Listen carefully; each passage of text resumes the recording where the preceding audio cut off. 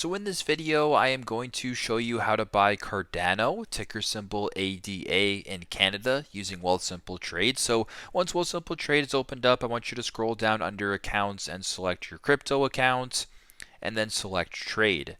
At the top here, go to the top and select or type in ticker symbol ADA.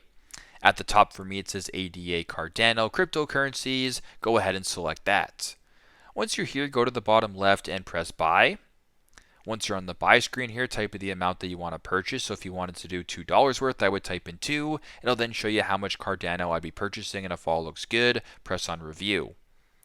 Once you're on this screen, you can review the transaction or review the order. So you can see the order type, the account, the estimated quantity, the fees, and the total. And if all looks good to you, go to the bottom and press submit order to complete the transaction. So pretty simple, pretty straightforward, but that's how you guys can buy Cardano in Canada using Wealthsimple Trade. Thanks again for watching, and I hope this video helps.